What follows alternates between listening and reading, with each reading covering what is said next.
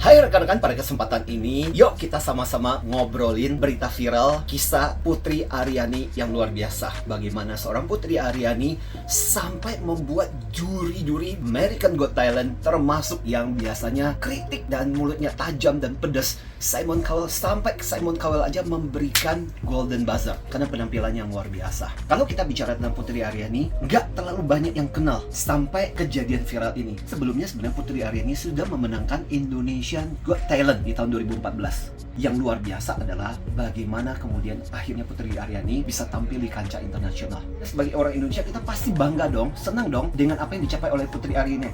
Tapi sebenarnya di balik ini ada banyak pembelajaran juga yang bisa kita petik.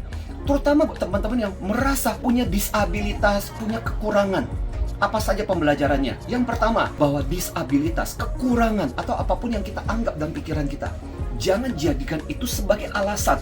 Karena seringkali kita bertemu dengan orang yang mengatakan, aku nggak bisa mencapai seperti ini, soalnya begini sih. Justru kekurangan kita, disabilitas kita harusnya menjadi asa. Asa artinya apa? Harapan. Harapan buat kita untuk melakukan sesuatu yang lebih dahsyat, lebih luar biasa. Yang kedua, pembelajaran yang menarik dari seorang Putri Aryani adalah masa depan kita harus kita ciptakan jauh lebih besar daripada masa lalu. Di masa lalunya, saya yakin banyak orang yang melecehkan, banyak orang yang menganggap Putri Aryani itu nggak bisa karena kekurangannya. Toh akhirnya yang dia lakukan adalah menciptakan sebuah masa depan dengan berlatih, dengan membuat dirinya tampil di berbagai ajang, dan akhirnya kemudian terbukti. Dan itulah hal yang terpenting yang sebenarnya bisa dilakukan. Bagaimana kita menciptakan masa depan selalu jauh lebih besar daripada masa lalu kita. Dan yang ketiga, saya yakin juga ketika masa kecilnya Putri Aryani dengan kondisinya dianggap remeh, dianggap sebagai orang yang punya kekurangan, bahwa ada hal yang nggak lengkap pada dirinya, nggak seperti orang normal, tetapi berbagai penghinaan, pelecehan dan sebagainya tidak menjadi masalah. Yang paling penting adalah bagaimana kita bisa membuktikan di masa depan kita bahwa kita bisa lebih sukses, kita bisa berhasil melalui prestasi-prestasi kita yang bisa kita tunjukkan kepada orang yang pernah menghina dan membuli kita.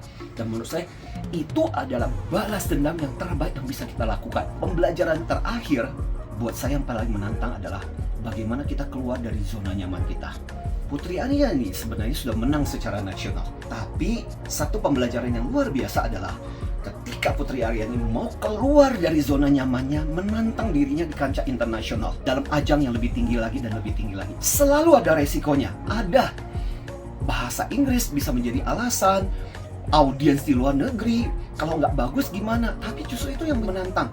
Dari situ kita bisa belajar.